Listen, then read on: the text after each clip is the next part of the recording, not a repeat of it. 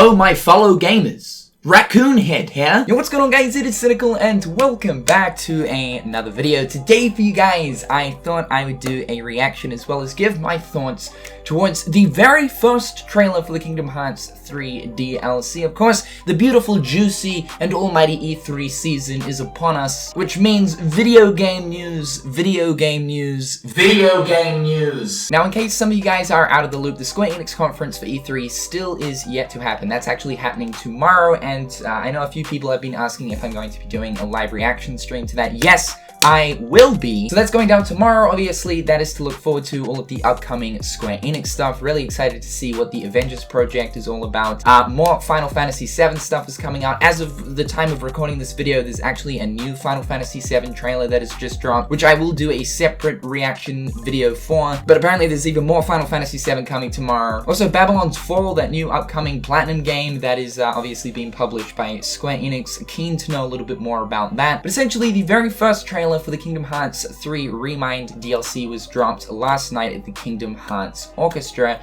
over in LA. Mura came to the stage, presented the trailer, and everyone lost their absolute left nut. Now, interestingly enough though, it was explained by Tetsuya Nomura that this trailer was actually meant to be held event exclusive, and that it was made clear that no photography or filming was meant to happen towards, you know, the actual trailer itself. However though, in typical fashion, of course, there were some leaksters amongst the audience, and yeah, unfortunately the trailer did end up getting leaked. So I don't know if that actually has anything to do with Square Enix deciding to then straight away, like maybe about 15 minutes after the orchestra ended, then proceeded to upload it to YouTube and to the public. Now, unfortunately, I was actually away last night, so I'm yet to even see the trailer. I know it is quite short, only about 1:30. Unfortunately though, when I was browsing Twitter, I was trying to stay safe because I like to keep, you know, these reactions sort of, you know, fresh. But unfortunately, I do already know two things about this trailer. Number one, Roxas is playable. Oh my God! And that the Oathkeeper is also getting added to the game. It also comes with its own form. Not too sure what the form thing is, but I know that the Oathkeeper appears in this trailer as well. And that will no doubt be the free DLC, as Tetsuya Nomura has confirmed that the free DLC is going to be a Keyblade in form. No doubt that is the Oathkeeper. However though, other than that, I don't know anything else about the trailer. Been keeping safe around the interwebs to keep this nice and fresh. So without further ado, let's dive into the Kingdom Hearts 3 ReMind trailer. Alright, Nomura, show me the goodies. Show me them goodies. Alright, so we got some, ooh, Keyblade Graveyard stuff going on. So, the code wards off darkness. Wait a minute! He's got grey eyes! Wait, is that the Master of Masks? The World Tour? So how is the World Tour? Wait, is he talking about Xehanort's, like, adventures throughout the world back when he was, like, in his training? Riku! Oh, these are the fights? Okay, so there's the playable Roxas. Oh my God, and he's got the Oblivion and Oathkeeper. Nice, nice, nice. So they're adding in... Is this the Oathkeeper form? Oh shit, that looks quick as fuck. Sonic would definitely be proud. Zigba, who are you? Luxord, hello? You got that inside intel? Alright. It doesn't make a difference to me anyway. I'll just keep playing dumb. Did he know he was Lushu? The question is, who are you? Oh damn, and that's a different, like, logo animation as well. That, oh, whoa, wait, hold on. What is that weird-ass looking, like, symbol thing they're using between Re and Mind? Okay, so the trailer itself wasn't like anything too wild, wacky, or crazy. It showed us some gameplay of being able to play as, I think we saw Aqua, Roxas, and Riku. It appears to be that within this DLC, we're able to actually play as the characters during those fights.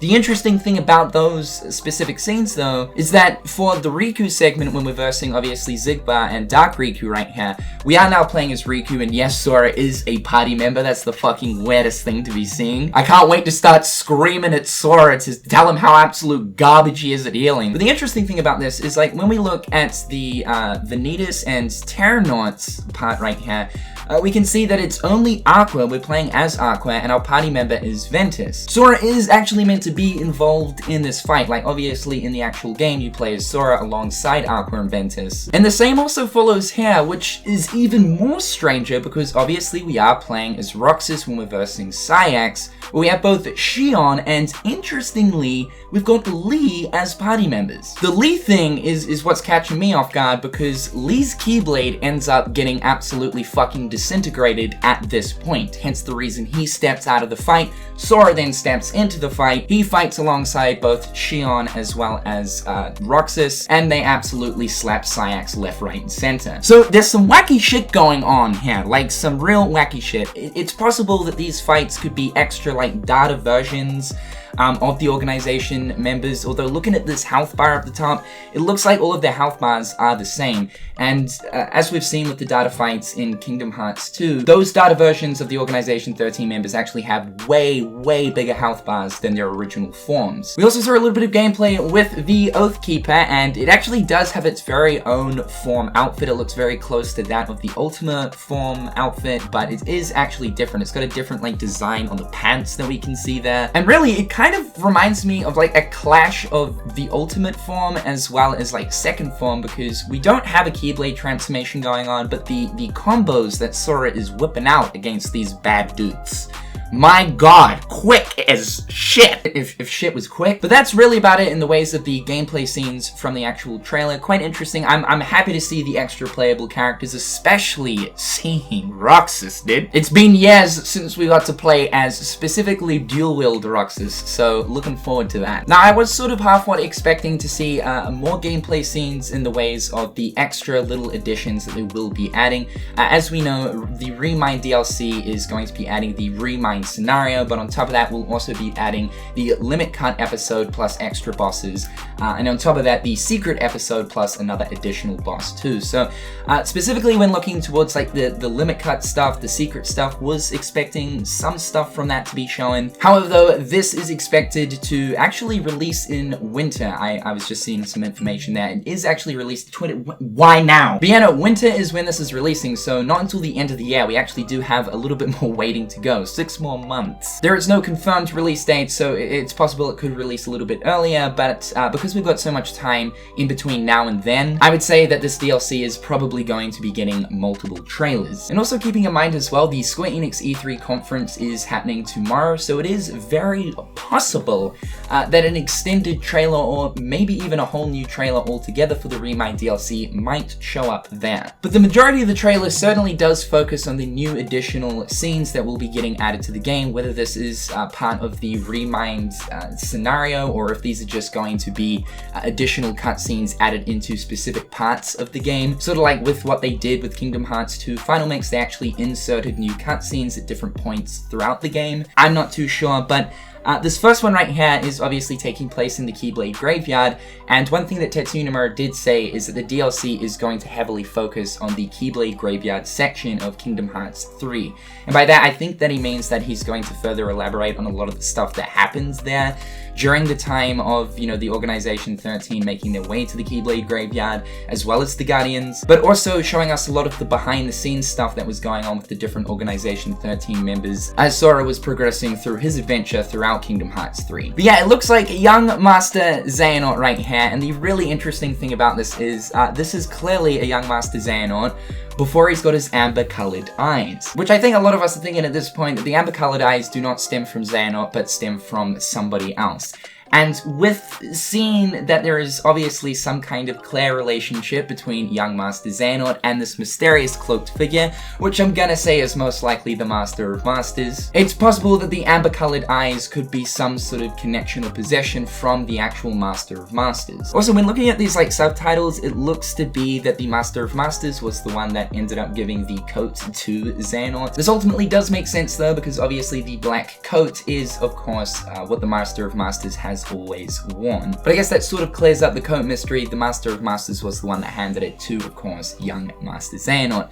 But the relationship between these two is what I want to learn more about, and I think this is what has me excited the most about the DLC at this point, is learning the relationship between the Master of Masters and Xehanort. Because it is made clear throughout Kingdom Hearts that Xehanort does know of these ancient Keyblade wielders and the Lost Masters, but in terms of his knowledge towards any of the Foretellers or the Master of Masters, that's all we as the players know of at this point. And in a funny kind of way, it almost kind of seems as if the Master of Masters is almost like a sort of master to that of young Master Xehanort, with saying how did the world tour go, whatever, which I'm assuming he's referring to the time when, you know, young Master Xehanort went out and traveled and went through all the different worlds, the worlds of old fairy tales and whatnot. The other thing too is we also get to see a small little conversation between Luxord and Xigbar. Very, very interesting. It seems to be that Luxord actually does have an inkling or does know as to exactly who and what Xigbar is, being that of course, Lushu, which would then further raise the question, what is Luxord's importance? We did find out in Kingdom Hearts 3, around the middle section of the game, that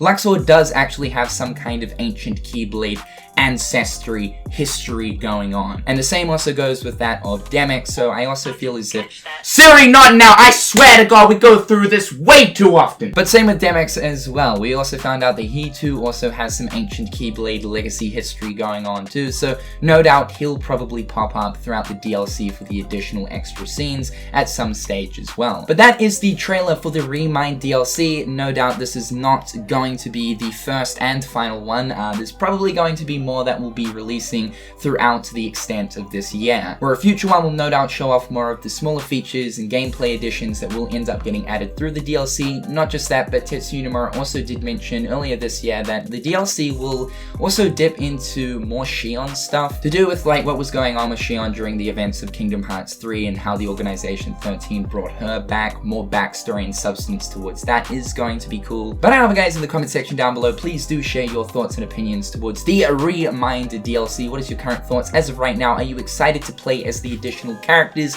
I think it's really cool, but I need a little bit more context behind it because things are looking a little bit funky, especially with the party layouts. Okay, so that is all from me. I will be getting out my Final Fantasy VII reaction very, very soon. With all that being said though, guys, I'm Cynical. Hopefully you have a fantastic day, and until next time, guys, I'll catch you later. Peace.